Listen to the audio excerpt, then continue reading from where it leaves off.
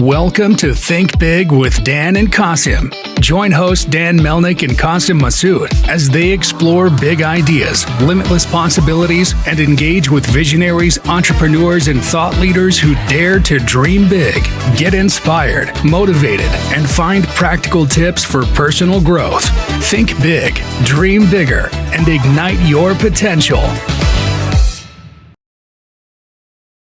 Welcome to Think Big with Dan and Qasim. Our guest today is Ken Lehner. So Ken, if you want to go ahead and introduce yourself, tell us where you live and what you do. Okay, my name is Ken Lehner, and I live in Evergreen, Colorado. It's just outside Denver in the foothills. And I have two businesses, but I'm primarily focusing on a supplement business that helps people with things like neuropathy, sciatica, joint pain, and those type of issues. Awesome. So I'm just curious more about your background. Like, how did you get into this? Like, how did this idea come about? It's a good question. So my other business that I've been doing for 25 years now, I'm a broker and I sell products to the TV shopping channels.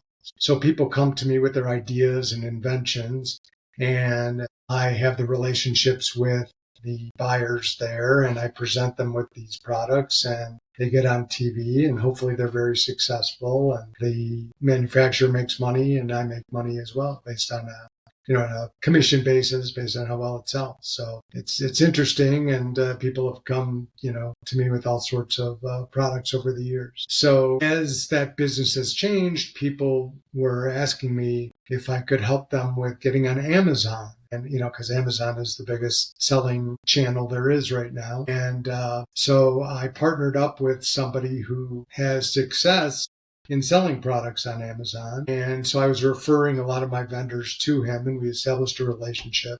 And one day he came to me with this issue that he said he had called neuropathy. And I had never heard of it, but it was very painful. And he, in some cases, had to go to the critical care because of the pain and discomfort. And he was looking for some products to help him. And he stumbled across a supplement that helped relieve his symptom. And so he came to me with this idea that we take that product and formulate it ourselves, make it a little bit better, and introduce it as a new and improved product to help other people with these same issues. So that's how the journey began, and I had a contact who had formulated supplements before. We brought him this other one, and we said, look, we want to make this better. We want to make it our own, and what can we do to change it up to accomplish those goals? And so that's how our first product was born. Awesome. So I'm just curious in terms of like the ingredients in this supplement and how it's different compared to what's out there in the market. Yeah, we took a look at the whole market and what ingredients these other supplements had in them. Our product only has 8 ingredients. So several of these ingredients are across the platform of the competition. And for example, alpha-lipoic acid is a product that really helps with nerve issues. So we looked at, all the competitors, how much alpha-lipoic acid it had in there, and we bumped ours up so that it had more and was more effective than what else is out there, as an example. And then some of the other ingredients like vitamin B12 is another real active ingredient for helping with nerve issues. And again, we wanted to make sure that ours was powerful and effective. And then we added things like vitamin D3, which, a lot of people really began to understand during the COVID times that vitamin D is really important for a lot of people in, health and immune health and things like that. And so, again, that was an ingredient that we thought was kind of unique, but also effective for the demographic that would be using the product. So in terms of like selling your product, because you had mentioned that like in the past, like even now that you kind of work with some of these TV shopping, I'm assuming QVC networks like that, now kind of Amazon. So what has been like the best channel where you've actually sold your current product? Amazon is where we do the most business. You kind of have a love-hate relationship with Amazon where, they're the biggest channel out there. I think I remember hearing a stat of 40% of searches on the internet are on Amazon. People don't even go to Google if they want a supplement. They go right to Amazon.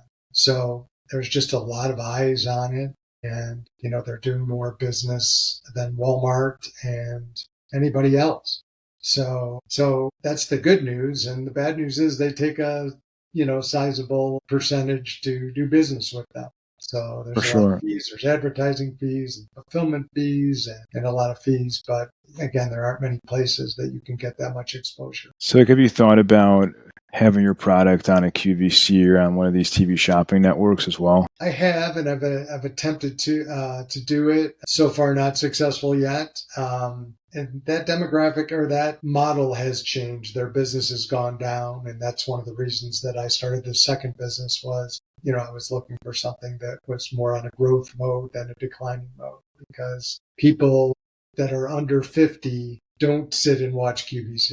They just Right. don't, half the people have never even heard of it. So it's definitely a declining business, not as much of a priority that I want. Makes sense. Yeah. I mean, the only reason why I know of QVC is because of Lori Greiner from Shark Tank was a star on QVC, and that's like her thing, but I've never watched it in my life. Yeah, she made a lot of money doing it, and she's got her own brand. People come to her with a widget, and she says, "Okay, I'll take your widget," and she calls it the Lori Greiner peeler or whatever it is.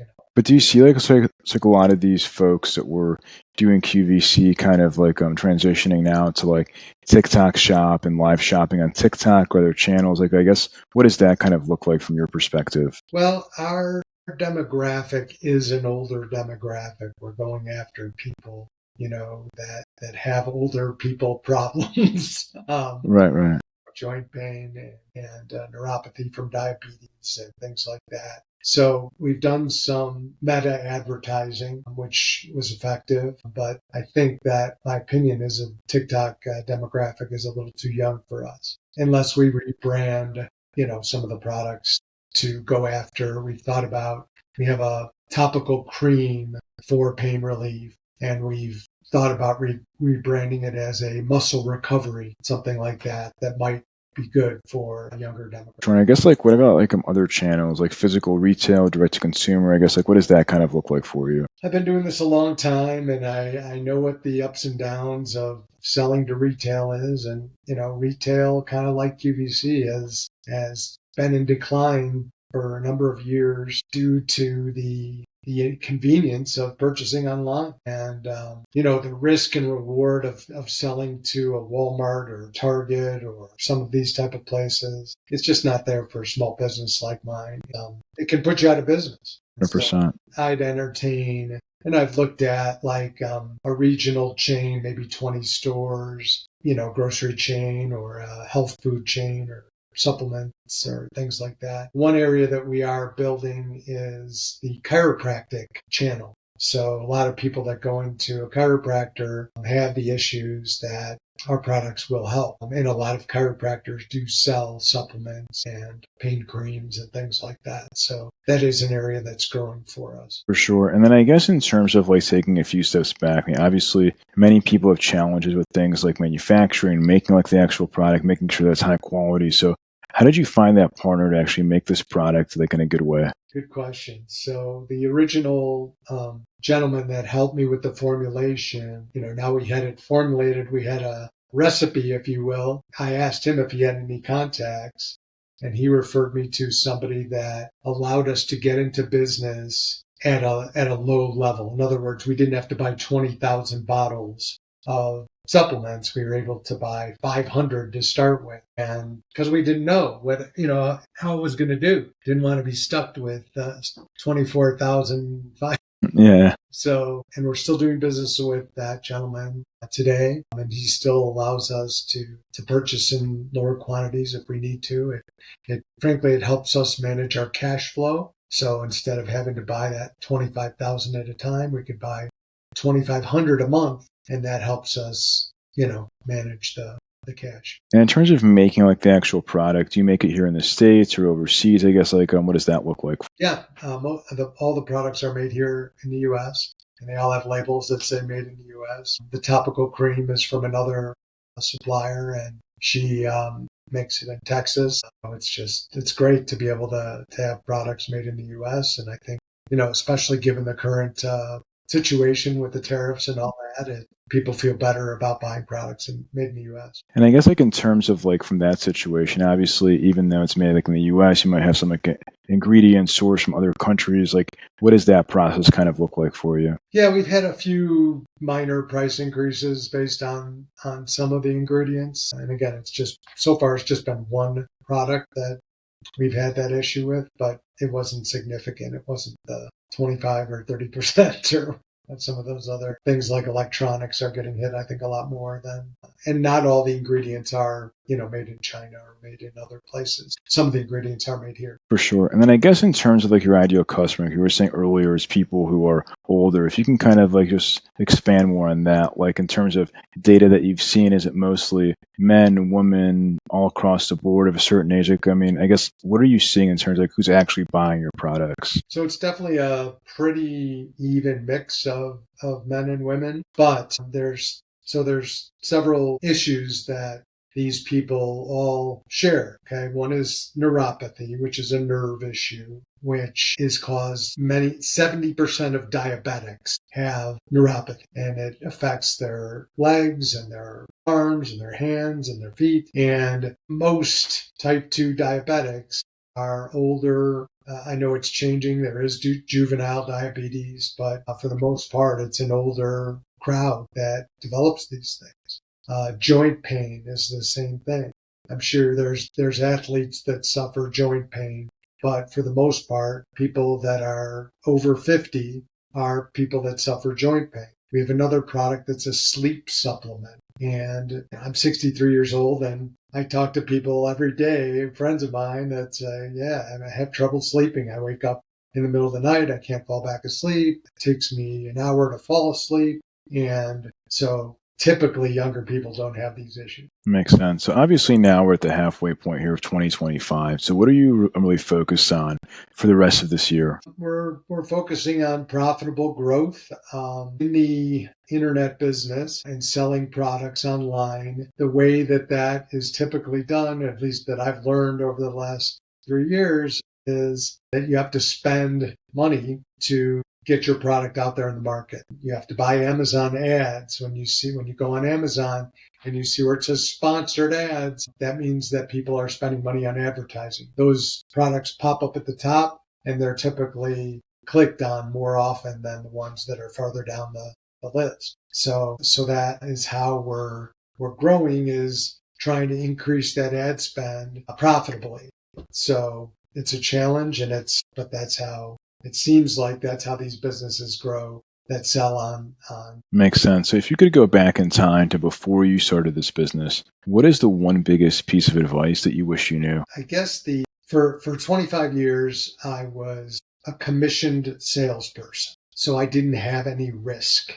And now I'm in a manufacturing business and I'm making product. And so I'm managing the finances and the cash flow and growth. And I've listened to dozens and dozens of podcasts over the year of how companies were started and founded. And the same issue happens when you get to a point where like you're trying to grow, is how do you finance that? Do you get investors? Do you charge up your credit cards? Do you, find friends and family to help finance you? And those are the challenges that I face now that I thought about before I started, but now they're more of the reality and how to best manage that. Yeah, makes sense. Yeah, it's definitely like a very different kind of business, much more cash intensive compared to doing commission based sales. So if somebody's watching this and if they wanted to buy your product or reach out to you, do you mind sharing your website or social media? I guess best ways to find you. Sure. So Amazon.com is definitely one area. The brand is NeuroHealth Neuropathy. So there's another neurohealth brand that is more brain focused. I just say neurohealth. Sometimes people are a little confused about that on the Amazon side. On our website is neuro.net, and we have a YouTube channel that is neurohealth neuropathy, I believe.